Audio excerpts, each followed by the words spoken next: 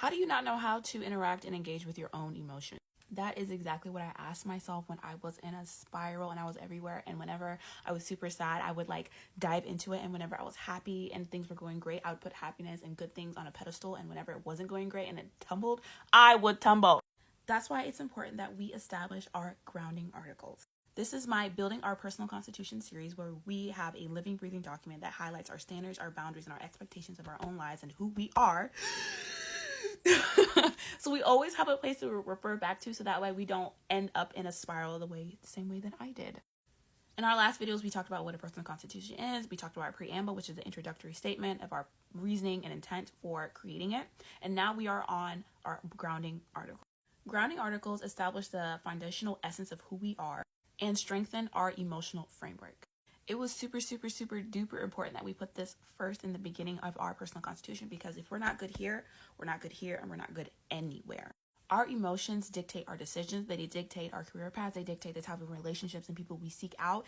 It dictates everything. So it's very critical for you to establish how you interact with various emotions, especially negative ones, since those are the ones that typically deter us from our own path.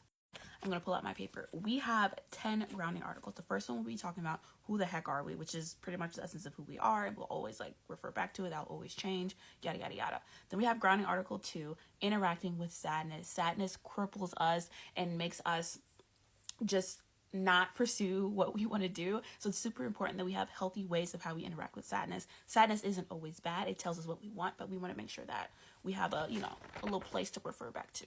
Our third grounding article is interacting with anger. Our fourth grounding article is interacting with shame and guilt. Shame is so nasty. It's so nasty. So definitely we got to fix that. Grounding article is interacting with envy and jealousy. Now, envy and jealousy isn't always bad. It kind of shows us what we want in our own lives, but we want to make sure that we are handling it in a healthy way and not making it everyone else's problem. Grounding article number 6 is interacting with joy and excitement. And like, okay, wait, we love joy, we love excitement, but sometimes we put that on a pedestal. So whenever things are boring, whenever things are quiet, whenever things are still, that we feel like we're not doing anything with our lives, and we putting excitement and adrenaline on a pedestal, and we don't want to do that. Grounding article 7 is cultivating gratitude and peace. I just finished my series 100 Days of Gratitude. Gratitude is super important. There was a point in time when I had 1 foot in desire. Well, I had 2 feet in desire, when in reality I needed 1 foot in desire and 1 foot in gratitude. It is okay to want more, but you need to be grateful and content with what you have now. You are actually living in a answered prayer, answered blessing, or whatever you would ask for in the past.